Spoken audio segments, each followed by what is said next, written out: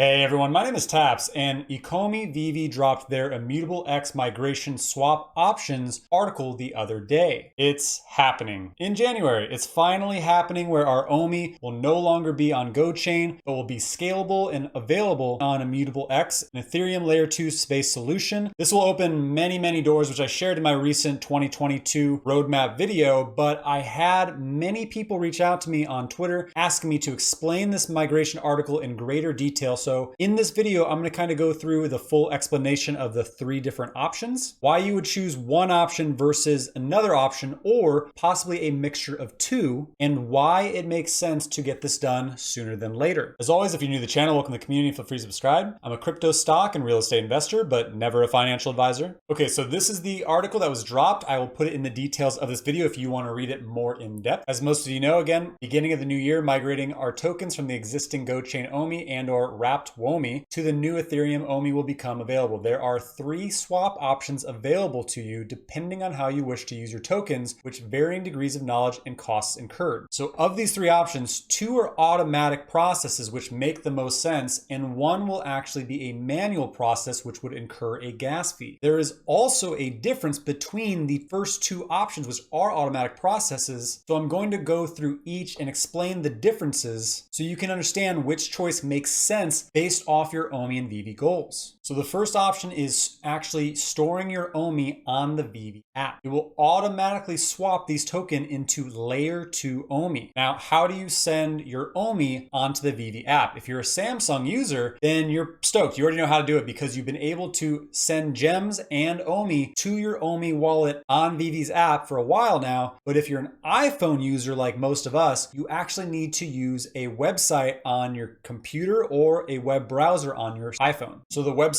that you'll need to use for iPhone users, if you want to send gems or send OMI, which for the purpose of this video is OMI, you'll need to go to omi.veve.me, log in like you would with your Veve app, and I will put again this link as well in the details of the video. But right now for iPhone users, the only way you can send OMI to the app, is my understanding, is to do so with omi.veve.me. As you can see, if I wanted to receive gems from someone or send gems between accounts, I could always just go ahead and scan this or copy the address. But again, for the sake of this video, if I wanted to send my OMI to the Veve app to store it to get Layer 2 OMI, I would need to do so by using this box. And yes, I have 69 OMI. Nice. And I completely sent it as a joke for this video.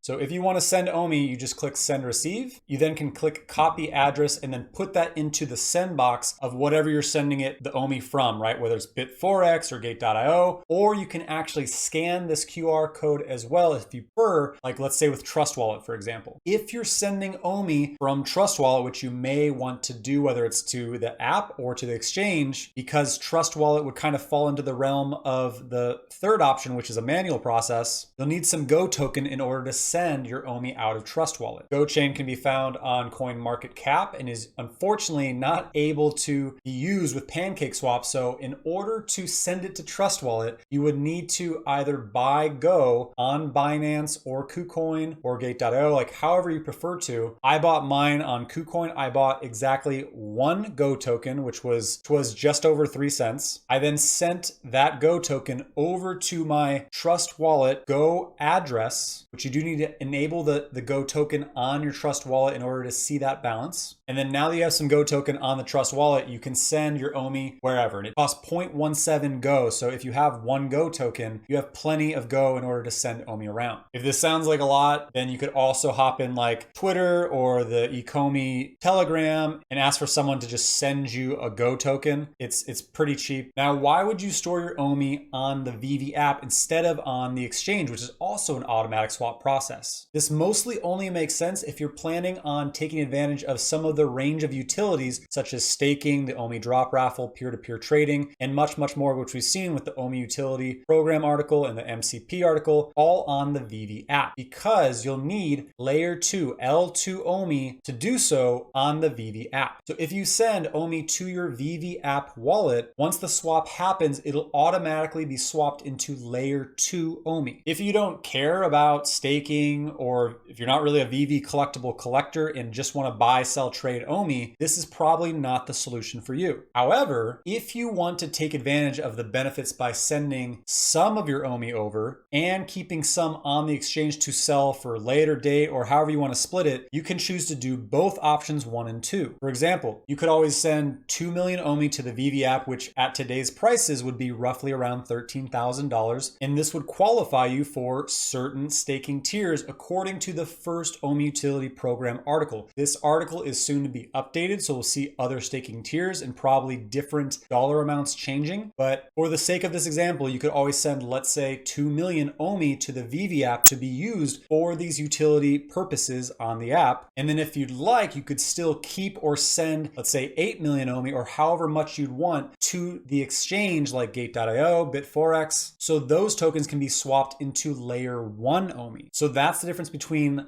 option 1 and option 2 is both are automatic swaps, but there's a difference between layer 2 OMI and layer 1 OMI, which layer 1 OMI is if you keep your OMI tokens or send them to these exchanges before the swap happens. So these exchanges are OKX, Bit4x, Gate.io. Ascendix is currently going through restricted deposits and withdrawals because they had a hack happen few weeks ago. So I would not send any to there, but you might have it locked up and not able to withdraw it. So just a heads up there. But so what's the difference between layer 2 and layer 1? Well, layer 2 again is needed on the app to be used for all rewards and staking tiers. And you need layer 2 to do so on the app. Layer 1, which if you keep your tokens on the exchange will be automatically swapped into layer 1, is how you will buy, sell OMI on exchanges and or be able to store them in any cold storage wallets that support Ethereum ERC20 tokens. Now, if you choose to do this later, of course, you'll be able to bridge them later. I'm not 100% sure if there's going to be a cost associated, but again, it's an extra step. So if you just buy and sell OMI, and if you're not really using the collectibles, then I would just go with option 2, the exchanges, where you would keep them and let it automatically swap. But if you want the benefits and you're a long holder and not selling any OMI for a long time, then you could send it to the exchanges, or if you want to do both, if you want to sell some OMI once it rallies to new highs, then you can keep some on exchanges, but you still want to stake and get all these rewards, then you could send it to the app as well. Now, this doesn't have to be done like as fast as possible today or tomorrow, but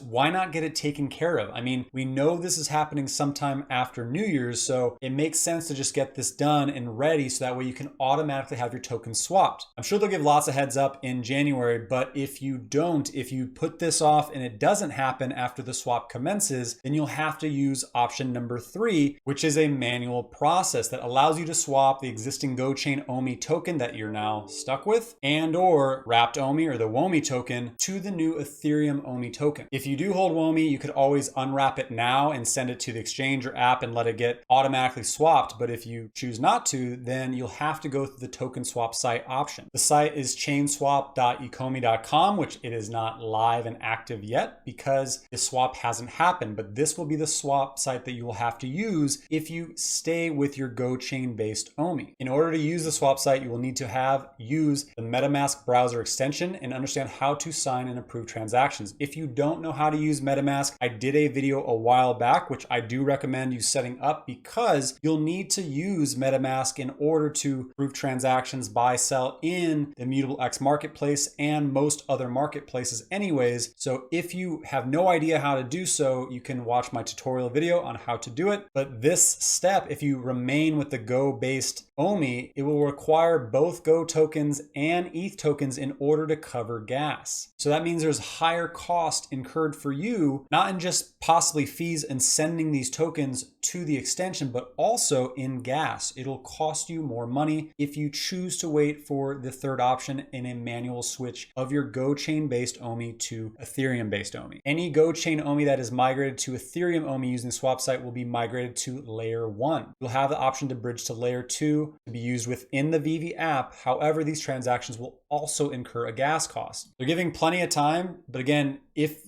this happens because you're going through something or you're on vacation or you procrastinate procrastinate, it's just going to cost you more money and be more of a headache if you wait for this option. No OMI will be left behind, as they do say choosing when to use the swap site is up to you and provides an opportunity to swap your tokens when gas prices are lower. The swap site will be available indefinitely. So there you have it. A lot of information, but this is my explanation of it. So in summary, option 1 is the Veve app. That's where you'll store your OMI. It is layer 2 based OMI, and it is used for Veve rewards and benefits like staking, OMI drop raffle, and other perks. Option 2 is also an automatic swap, and you would have your OMI stored on OKX, Ascendex, Bit4x, or Gate.io. These are the only exchanges listing, so not Trust Wallet, nothing else unless they update this article. And this is layer 1 OMI, which will be used for buying and selling on exchanges and or for storing in cold storage. Finally, option 3, which is again a manual swap process. You'll need to swap your old Gochain OMI